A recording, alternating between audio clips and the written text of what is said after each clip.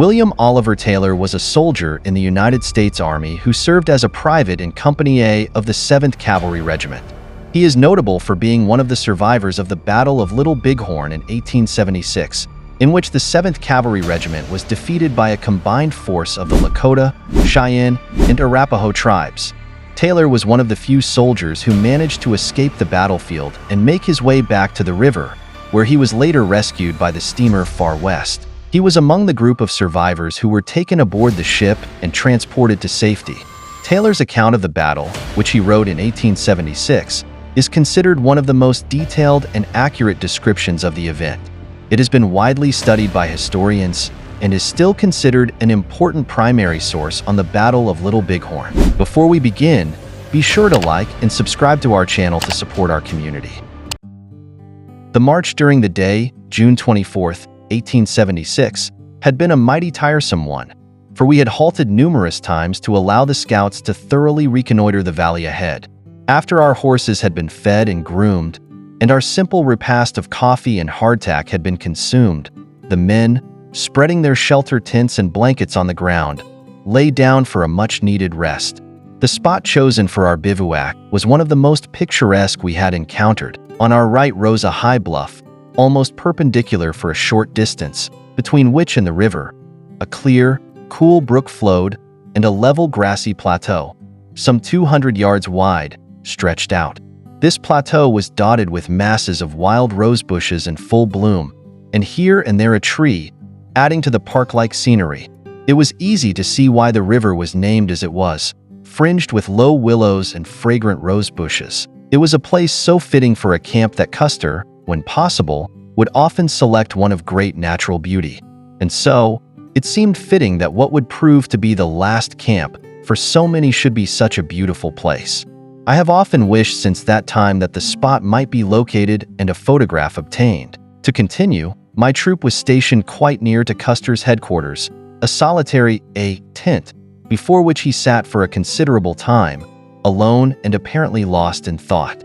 I was lying on my side, facing him, and it seemed to me, or perhaps it was the gathering dusk, that his countenance took on an expression of melancholy that I had not seen before. Was his mind distant, thinking of Fort Lincoln, where he had left his beloved wife?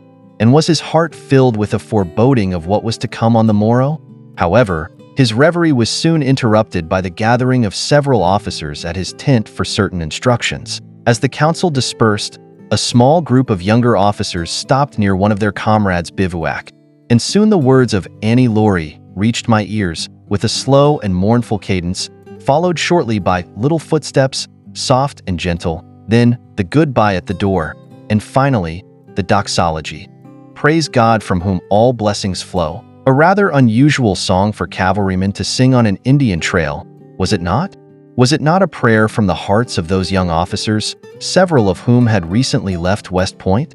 May it not have been born of an unconscious premonition of the sad fate that awaited many of them? But as the last words faded away, they seemed to shake off their gloomy feelings, adding, "For he's a jolly good fellow, that nobody can deny." A rather irreverent sentiment, it seemed to me at the time. But then, religious reverence is not a characteristic typically found in soldiers. A few good nights were exchanged, and they sought their rest. An unusual stillness settled over the camp, broken only by the occasional stamping of a horse or the call of a night bird.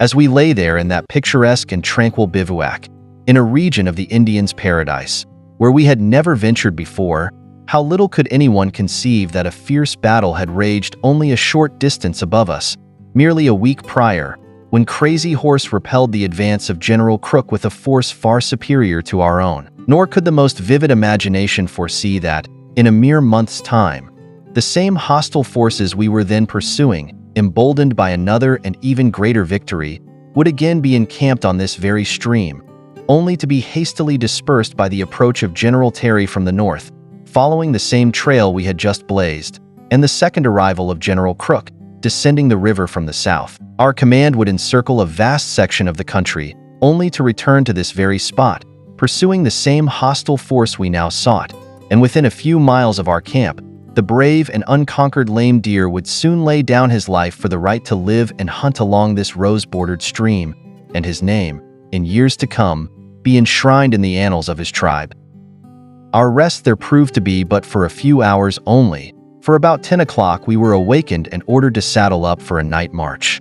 We were soon in the saddle and, still following the Rosebud, marched some 10 miles or more, ascending the North Fork of the river, up the divide separating the Rosebud from the Little Bighorn. We halted somewhere about 2 a.m. awaiting news from the scouts who had been sent ahead to locate, if possible, the camp of the Indians. Saddles were removed and many of the men availed themselves of the chance for a nap. After daylight came, some coffee was made, but the water was very poor and it was hard to drink it. Those who did not care to sleep sat around in little groups discussing the prospects of a fight and pulling away at the ever-present pipe. General Custer, who had gone on ahead to the point on the divide from whence the scouts had seen the smoke rising from the Indian village and the pony herds grazing in the valley near it, some 12 or 15 miles away, had returned, and a little before 8 o'clock came riding bareback, and I think also bareheaded, around to the several troops, giving the officers the information that the Indians had been located, and saying that the command would move at once. The men began to saddle up, and we were soon in motion, traveling up the divide between the Rosebud and Little Bighorn rivers. We did not stop until about 10:30 a.m. when we came to a halt in a ravine, some 4 or 5 miles perhaps from the summit of the divide. Here we were ordered to keep concealed and to preserve quiet. Captain Godfrey says, it was Custer's declared intention not to attack until the next morning, but in the meantime, our presence having been discovered, so the scouts and the others reported, it was necessary to act at once, and we started off again, crossing the divide a little before noon. Shortly thereafter, the regiment was divided into battalions. The advance battalion, under the command of Major Reno, comprised Troop M, led by Captain French, Troop A, led by Captain Moylan and Lieutenant Derudio, and Troop G, led by Lieutenants McIntosh and Wallace. Additionally, there were 30 Indian scouts, under the guidance of Lieutenants Varnum and Hare, with 2 interpreters, Isaiah Dorman, a colored man, and Frank Gerard, a half-breed. 3 white scouts, Charlie Reynolds, George Herendine, and a man named Barondot, also joined the battalion. 2 medical officers, Dr. DeWolf and Dr. Porter, were also part of the detachment. The exact number of the battalion is unknown, but it was likely a little less than 150 in total. Captain Bentine's battalion, consisting of troops D, H, and K, approximately 125 men, moved off to our left front, while General Custer, with troops C, E, F, J, and L, were on our right. The pack trains, with Captain McDougal and B Troop as escort, brought up the rear. Major Reno's battalion, following the Indian Trail, marched down a valley through which flowed Bentine's, or Sundance Creek, a stream that emptied into the Little Bighorn River when it contained water, but was dry at the time. During our march, we passed a funeral teepee containing the body of a warrior, which our Indian scouts had set ablaze. It was later learned that the deceased was a brother of Circling Bear, also known as Old She-Bear, and had fallen in the battle with Crook on the Rosebud 8 days prior, on June 17th.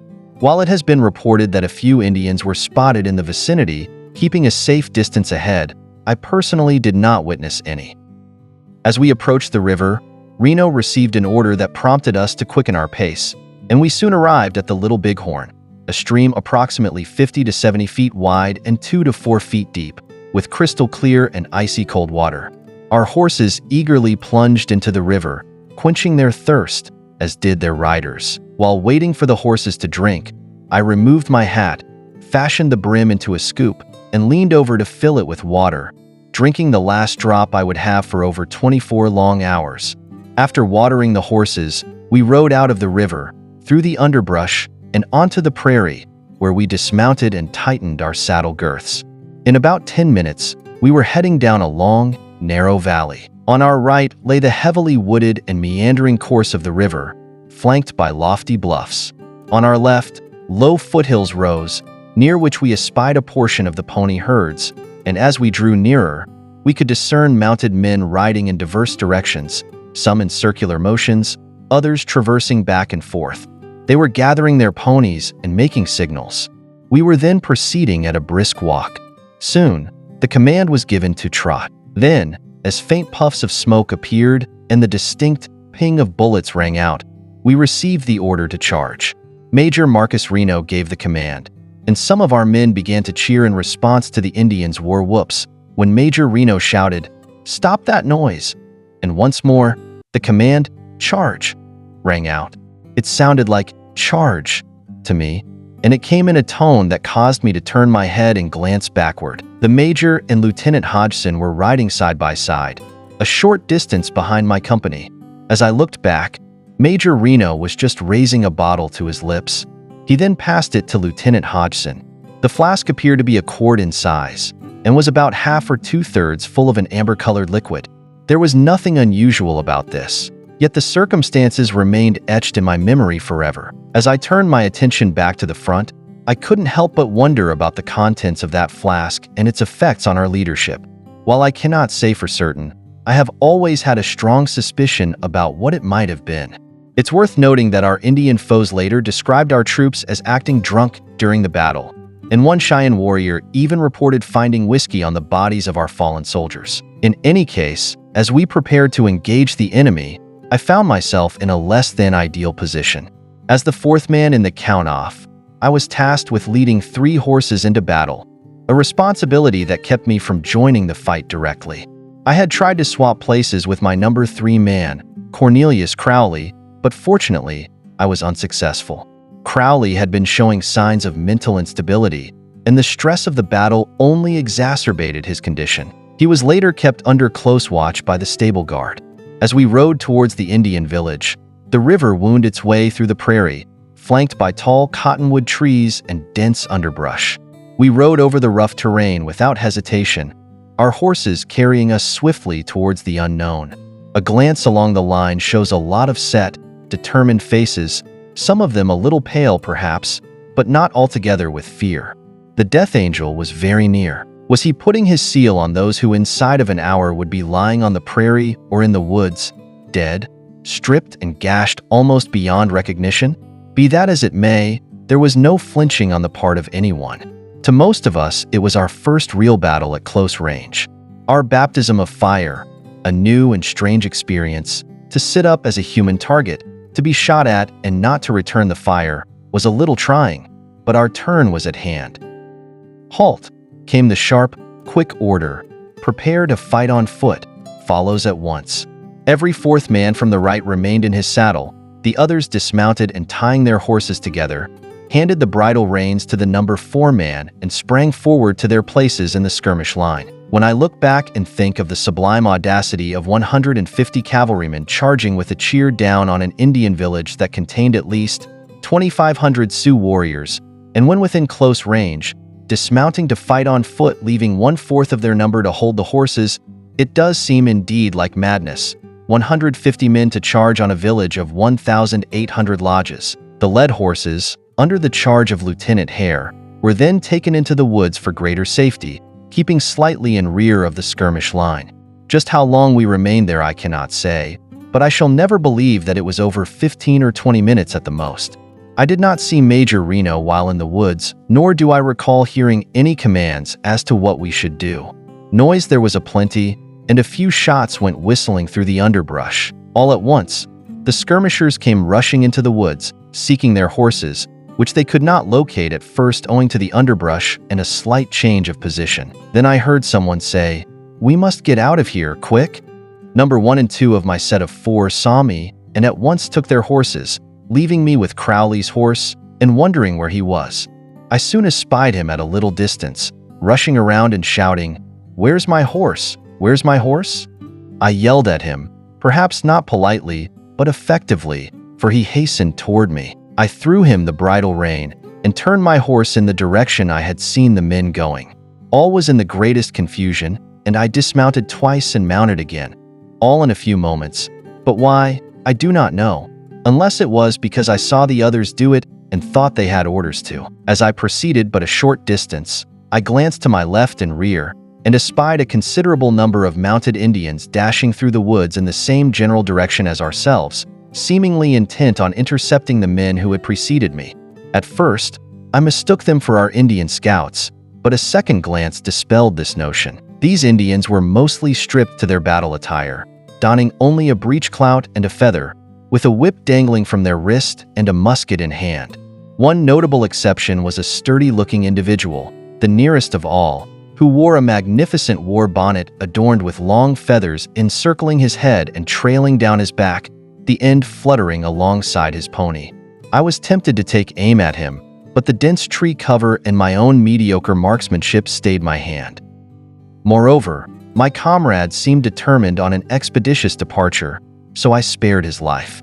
I have often pondered since then whether that individual might not have been one of the esteemed big chiefs, Gull or Black Moon. Continuing on, I found the underbrush exceedingly dense, and in forcing my way through, my right stirrup became entangled, the strap attaching it to the saddle nearly torn asunder, rendering it useless. Thus, I had to exercise great care to maintain my balance.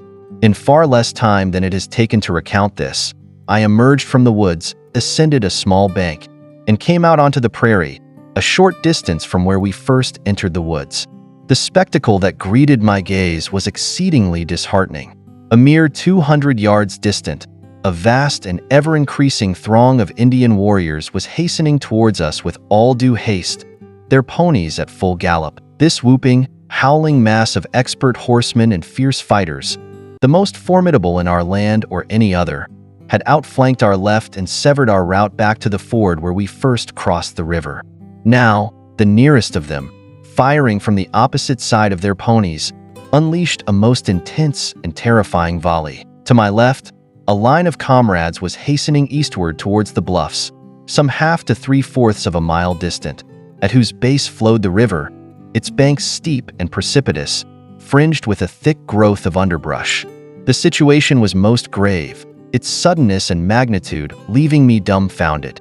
But a few moments prior, we were driving the Indians with great ease. Now, we found ourselves on the defensive, with no time for contemplation. Each man ahead of me had his right arm outstretched, firing his revolver at a parallel line of yelling Indians, and I promptly followed suit. The thin red line of the English was naught but a distant memory. Here, a thick red line of Sioux warriors was forming, growing thicker by the minute. Out of the dust clouds, hundreds more emerged, eager to join the fray, shouting and racing towards us soldiers, most of whom were experiencing their first battle, and many of whom, like myself, had never fired a shot from horseback. As previously stated, my right stirrup was rendered useless, compromising my seat and aim. Despite this, I endeavored to fire at an Indian directly opposite, who seemed to be paying particular attention to myself. In the heat of the moment, numerous thoughts raced through my mind. The likelihood of being wounded or captured was high, and the fate that awaited me in such an event was all too imaginable. Thus, I reserved one of the 6 bullets in my revolver for a last resort, intending to use it on myself if necessary. However, fate had other plans. Our flight took us through a prairie dog village, where the numerous holes and mounds made for treacherous riding at our breakneck pace. The constant threat of my horse stumbling and throwing me to the ground added to my anxiety. After a few moments of this harrowing ride, I reached the ancient riverbed, some 3 or 4 feet lower than the surrounding terrain, with a precipitous bank that my horse negotiated with a slight jump. As I steadied myself, my right hand, still clutching my revolver, instinctively reached for the pommel of my saddle. In doing so, my revolver slipped from my grasp and fell to the ground. With the Indians closing in and their intention to drive us into the river and drown us, I deemed it imprudent to dismount and search for my weapon in the tall grass. Instead, I hastened towards the river, where a chaotic scene unfolded before me. A struggling mass of men and horses thrashed about, their blood coloring the water. I recognized Lieutenant Hodgson among them, hearing him cry out in pain as he was wounded. I guided my horse to the right, avoiding the melee, and soon found myself across the river. Following a strenuous effort, I managed to ascend the steep bank, where my exhausted horse, Steamboat, refused to proceed further. The rapid pace and exertion had taken its toll on the poor creature, which was already broken-winded and slated for condemnation. Due to a shortage of mounts, he had been assigned to me, and his peculiar whistling noise when moving had earned him his name. As I dismounted, bullets whistled around me, and I stood still for a few moments, allowing Steamboat to catch his breath. I then attempted to lead him forward, but he refused to budge. Frustrated, I prodded him with my carbine to no avail, while my comrades hastened past me, some mounted, others on foot, leading their horses over the top of the bluff. The gravity of our situation was starkly apparent, for to be dismounted in the face of hundreds of Sioux warriors was akin to staring into the abyss. In a fit of anger and disgust, I gave Steamboat a parting kick, unslung my carbine, and began my ascent up the bluff, exposed to the rifles of our pursuers. The slope we were climbing was a funnel-shaped ridge, narrow at the top and flanked by deep ravines that terminated near the river. It was as if Providence had guided us to this spot, for there was no other location in the vicinity where we could have made such a hasty and relatively uneventful ascent. I had ascended perhaps a third of the way when I was overtaken by a dismounted comrade, Myers, affectionately known as Tinkerbill, due to his pre-enlistment occupation as a tinner's apprentice. We walked together for a brief distance when, with a mere exclamation of "Oh!" Myers fell forward, face down, to the ground. I leaned over him, but alas, he was deceased, shot between the left ear and eye. The thought struck me that I might be next, and instead of continuing straight ahead, I veered to the right, into the ravine, then turned left again, proceeding in a zigzag pattern up the slope. Near the top, I was overtaken by Frank Neely, a former comrade from M Troop, who was mounted and leading a horse. He generously offered me the horse, which I gratefully accepted, feeling a sense of relief at being back in the saddle. Though my new mount, Old Dutch, was not a significant improvement over the previous one, I was nonetheless thankful to have a horse beneath me. I rode on, joining the main body of Reno's command at the top of the bluff, where we were soon joined by a few others who had narrowly escaped. In times past, I had wondered how a man felt when faced with imminent death. Now I knew. Our escape was nothing short of miraculous, considering the overwhelming number of Indians and our own disorganized state as we rode through the valley and up the bluffs, pursued by a howling mass of red warriors, driven by desperation and a determination to save their families. To us, they seemed like fiends incarnate, but were they truly so? As we reached the top of the bluffs, the Indian fire and pursuit abruptly ceased, a circumstance for which we were most grateful, though we little understood the reason. Major Reno was pacing about in an agitated state, his hat lost in the chaos, a red handkerchief bound around his head, lending him a peculiar and unmilitary appearance. The men, exhausted, had thrown themselves to the ground, while the officers conferred, sharing accounts of the battle. Our respite was brief, as Captain Benteen soon joined us with troops H, D, and K, which had been dispatched to the left 2 hours prior. They were en route to join Custer, in accordance with written and verbal orders. This reunion with Reno's command occurred at 2:30 p.m., as Reno himself recorded. Shortly thereafter, Captain McDougal arrived with B Troop, escorting the packed train, having received orders from Custer to hasten and join him. Sergeant David C. Knipe of Captain Tom Custer's troop, C, had delivered the message to McDougal. It is worth noting that Boston Custer, the general's younger brother, was serving as a civilian forage master and had been riding with the general that morning. He had returned to the pack train for a fresh horse and was en route to rejoin the command when he encountered Trumpeter Martin, who was carrying a dispatch for Captain Benteen. They exchanged words before continuing on their respective ways. Boston Custer rejoined the command just before the battle commenced, and his body was later found near those of his two brothers. For over 2 hours, we remained on the bluff, unmolested and inactive, following the arrival of Captain Benteen's command. The first sergeants of Reno's 3 troops conducted a census of the men present, accounting for those killed, wounded, or missing, as well as government property lost. We had heard distant firing in the direction Custer was believed to have gone. "Why don't we move?" was a question posed by many. Although the 3 troops engaged in the valley were somewhat demoralized, this was no justification for the entire command to remain idle. A few of our men had been wounded, but none so severely that they couldn't ride with the pack train. All officers must have been aware that Custer was engaged with the Indians nearby, as he hadn't had time to proceed far. The sudden withdrawal of the strong Indian force that had driven us from their camp could only indicate one thing: another attack on their camp, real or threatened, from a different direction. Later in the afternoon, around 4:30, A squad of 12 comrades was seen ascending the bluffs. Some had become dismounted in the woods or just outside when the command departed and had remained hidden until the Indians seemed to have left the area. They then emerged and, on foot, headed in the direction Reno had taken. There were 14 in the party initially, but 2 refused to attempt escape in daylight and remained behind, only to be discovered and killed by the Indians later. The party that managed to escape consisted of George Herondine, a scout, 6 soldiers from G Troop, 3 from M Troop, and 2 from A Troop. During their journey, they encountered only 5 Indians, whom they easily repelled without sustaining any losses. After crossing the river, which was waist-deep, one of the A Troop men discovered my horse grazing tranquilly where I had left him. He brought the horse along and later returned him to me, having assumed I had perished. Not a single item of my equipment or personal belongings was missing, despite the horse having been in close proximity to the Indian line for nearly 3 hours. I should mention that another group of our men had also remained in the woods, unbeknownst to the first party.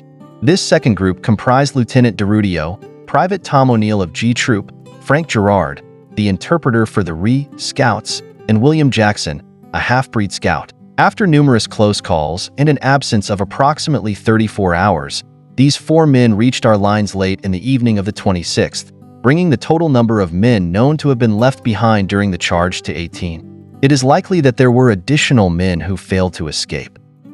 Shortly after the party of 12 rejoined us, we received orders to fall in around 5 p.m. and mounted our horses, heading in the direction Custer was believed to have taken. A brief ride along the bluffs, which obstructed our view of the Indian village, brought us to a ridge that offered a partial view of what would later be identified as Custer's battlefield. We spotted numerous Indians in the distance and others closer by. Soon, they began advancing towards us, and our advanced troop under Captain Weir came under attack. The entire command was then ordered to retire, and we returned to our previous position. By this time, the Indians had us completely surrounded, and a fierce fire was unleashed upon us. The pack train, wounded men, and horses were placed in a depression between 2 ridges, while the men took position on the ridges, lying close to the ground. This, I believe, occurred around 6 p.m., which aligns with Major Reno's report. Captain Godfrey suggests it may have been slightly later, but he must be mistaken, as it would have been impossible for us to travel only a mile, engage in battle, and return to our starting point in 2 hours, especially with the Sioux closing in and their power now holding our utmost respect. 2 substantial ridges, sloping from the steep bluffs that overlooked the river and stretching back towards the east, formed a depression that offered some shelter for our horses and wounded. Although this position was subjected to constant long-range fire from the east, those responsible for holding the horses lay as flat as possible, fervently wishing for nightfall. The day had been exceedingly strenuous and fraught with danger, leaving even the most seasoned veterans and new recruits pale-cheeked. In retrospect, it is astonishing that the large Indian force, which had so swiftly annihilated Custer and his 5 troops, did not press their advantage and pursue us with equal vigor.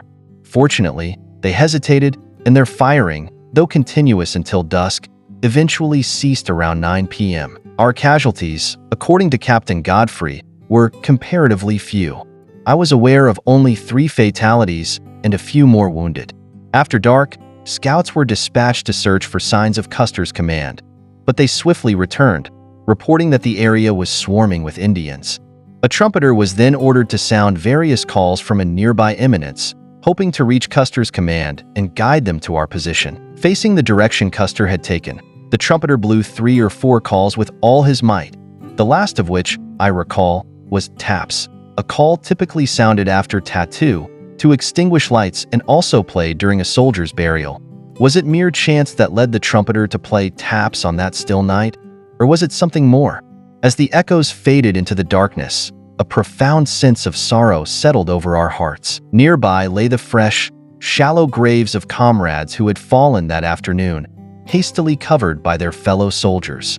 No ceremony, just a simple trench, a thin layer of earth, vulnerable to the next rain. In the valley below, along the steep hillside, and near the woods, more of our command lay unburied, victims of that chaotic retreat. And unknown to us then, The mangled remains of over 200 of our regiment lay farther away. It seems fitting, in hindsight, that taps was blown, unthinkingly yet appropriately, with no answering call to our anxious ears. The personal loss of dear comrades, the disaster that befell our regiment, and our own narrow escape had a sobering effect on all. And now, a peculiar incident occurs, one that some may question, but I assure you is true. After the Indian firing ceased, the men, relieved of the terrible strain, moved about freely, eager to know our next move. With the first sergeant of Company A wounded, Sergeant Feeler, an elderly German with a placid nature, assumed his duties. Our company was considerably scattered, and I saw Sergeant Feeler near the low end of the herded horses and pack mules. I approached and said to him, "What are we going to do? Stay here all night, or try to move away?" Major Reno was then standing quite near and heard my question. He turned at once with the remark, "I would like to know how in hell we are going to move away?" I was quite surprised at his words and manner, but as I had certain ideas in my mind, I continued to Sergeant Feeler that if we are going to stay here, we ought to be making some kind of a barricade, for the Indians would be at us the first thing in the morning. Major Reno, who was still there, spoke up at once, saying, "Yes, Sergeant, that is a good idea. Set all the men you can to work, right away." Sergeant Feeler then began to order men to take boxes of hardtack, pack saddles, sides of bacon, dead mules and horses, in fact anything they could use, and make a barricade across the lower part of the depression. This was finally done, but not without a great deal of entreaty and urging by the sergeant, for strange as it may seem, very many of the men showed but little interest in the work, and the officers less. The only excuse I can offer for this seeming indifference was that they doubtless expected that General Custer would make his appearance during the night and that our labor would be wasted. That barricade proved of the greatest service to us the next day, saving the lives undoubtedly of many of the men who were not slow to seek its protection from the merciless fire opened on us the next morning. Commanding, as it did, the only feasible approach for a mounted charge against our lines, one of which the Indians started to make the next day, they received such a warm reception at the very beginning that they gave up the idea at this point. Had it not been for this barricade, it is my firm belief that they would have rode over us as they did over Custer's men. I am unaware if Companies M, K, B, and D made any special efforts to fortify their positions at this time, but I saw no evidence of it being done. As for Company H, I know they did not. Soon after our barricade was completed, around 10 p.m., I was detailed as picket guard. Our party consisted of 6 privates and 1 corporal, Stanislaus Roy, all from A Troop. We advanced about 300 yards down the slope in front of our breastworks, posting 2 sentinels, one on the right and another about 100 yards to the left.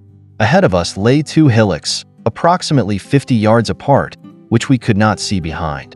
However, they were used that afternoon and the next day as a vantage point to pick off our men who recklessly exposed themselves.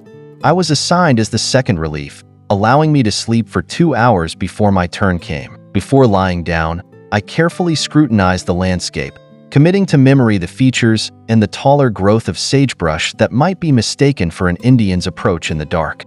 Satisfied, I fell into a deep, untroubled sleep, which we all greatly needed after having had little rest the previous night.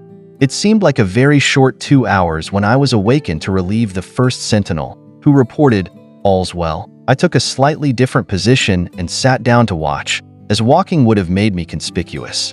The shouting and sound of drums from the Indian camps could still be heard. It had been a day of unparalleled excitement, a day of fierce combat and ultimate triumph, a day like no other. The sudden appearance of the soldiers at the edge of their camp, the valiant defense of their homes by the warriors, and the defeat of the white men, with over 200 laying dead on the plains and hills nearby, a testament to the Indians' prowess. And what a bounty had fallen into their hands: horses, saddles, blankets, arms, carbines, revolvers, ammunition, money, and clothing of all kinds. There was indeed great cause for rejoicing and the dancing of scalps. Yet, amidst the celebration, many a lodge held a lifeless form, a husband and father who had ridden out to defend his family and home just hours before. In other teepees, the wounded lay helpless, some nearing the ghost land of their fathers, bearing their fate with stoic indifference. The lamentations for the dead were loud and sincere, a customary expression of grief. During the night, amidst the savage yells and discordant drumbeats, we heard the sound of a bugle, which brought us all to our feet. Custer was coming at last, we thought. We listened intently, and again the bugle's notes reached our eager ears, this time more distinct. But it was not an army call I was familiar with. Some claimed it was, but one thing was clear. It came from the camp of our foes below, and as if to mock our budding hopes, the drums beat with renewed vigor, and the wolf-like yells grew louder and more intense. The explanation was not difficult for us to comprehend, as we recalled that one of the trumpeters of G Troop had fallen in the bottom during our retreat, and the Indians had likely acquired his bugle, using it to entertain their comrades and add to the general commotion. It did not occur to us that there were probably 8 or 10 more bugles in the Indian camp, taken from Custer's 5 troops, each troop being allowed 2. This incident has sparked much speculation since then. One theory suggests that a half-breed or Indian, familiar with army posts and friendly with a trumpeter, had learned to blow a few calls or something similar. Another theory proposes that one of Custer's trumpeters was taken prisoner and, before being killed, was allowed or forced to blow the bugle. In my opinion, the most plausible explanation is the initial one. My 2-hour duty passed quickly, and the shouting and drumbeats from the Indian camps grew fainter. The only sound remaining was the mournful howl of a prairie wolf in the direction Custer had taken. When the third relief arrived, I reported all's well, and sought the soldier's couch, the hard ground, and soon fell fast asleep once more. My next awakening came at early dawn, as I had anticipated. Around 3 a.m., just as the light was growing, 2 rifle shots rang out from a low ridge in our front. This may have been the Indians' signal to open fire, for in less time than it takes to write about it, a shower of bullets followed from all along their line. It was hardly necessary for the corporal to order us back to our lines. We retreated quickly, and upon arrival, threw ourselves down behind the breastworks, the construction of which was now proving its wisdom. Besides the greater part of a troop engaged in holding this line of defense, the force consisted of stragglers from other troops and several citizen packers. At one point during the day, I observed an officer whose company was stationed in another part of the field, a more perilous position than ours, safely sheltering himself behind the thickest part of our breastworks.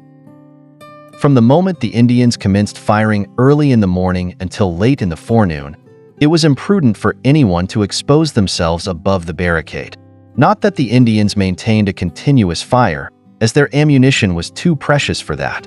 However, if a man dared to stand up or reveal even a small part of his body, a shower of bullets would ensue, though not always finding their mark, as the following incident illustrates. Captain Benteen, who has faced criticism for not promptly obeying Custer's orders, nevertheless demonstrated remarkable bravery throughout our entire command. His troop held a position on a ridge to the right of our breastworks, approximately a few hundred yards south. Regrettably, they had neglected to dig pits or create any shelter from the anticipated fire, oversight that an experienced soldier like Captain Benteen should have anticipated. Consequently, due to their exposed position, they suffered significant casualties, at least 10 wounded, and according to one account, 18 wounded and 3 killed outright. As a result, Captain Benteen sought out Captain Moylan, requesting some of the materials used in our barricade, which was slightly longer than necessary for the number of men behind it. Throughout this time, Captain Benteen remained in full view of the Indians, making no effort to seek shelter. The bullets kicked up dust all around him as he calmly walked down to our lines, and later returned in the same manner, carrying a carbine and measuring the distance from his foot to a point where a bullet had just struck the ground in front of him, less than 2 feet away. This incident left a lasting impression on me, as I was in the same zone of fire, mere feet away from him at the time. I was part of the party detailed to carry materials for Benteen's breastworks, and as I hurried up the ridge with a box of hardtack on my shoulder, a bullet struck the box, nearly knocking it off. I had doubts about completing the trip, but I did, unharmed. When we returned to our company, we took a circuitous route to avoid exposure. I had just reached my place behind the works when the man next to me, Frank Man, a citizen packer, raised his head to take a shot. A bullet struck him between the eyes, killing him instantly. He made no sound or movement, a painless death. Man had been noticeable for his continuous firing without apparent cause or result, despite warnings to be more cautious. Ultimately, an Indian sharpshooter located him and put an end to his actions. A few moments later, a comrade and I moved the body of Frank Mann back a few feet, as it was too gruesome a reminder lying between us. I had lost my own revolver, so I took the one carried by the packer, which was a government-issue weapon and would be of great service to me in the intense fighting ahead. Life seemed very precious throughout that eventful day, as the close proximity to death was unsettling. I believe most soldiers felt that without divine intervention, our situation was hopeless. During the forenoon, Captain Benteen rode over to the north side, where Major Reno was positioned, and requested reinforcements. He feared the Indians would soon charge his position, and with only one troop, H, to hold the south line, the odds were against them. I hope this first-hand account gives you a new perspective on the Battle of Little Bighorn and the Great Sioux War of 1876. Stay tuned for more videos like this. I hope to bring you more first-hand accounts of different battles, so have a great day, and I'll see you next time.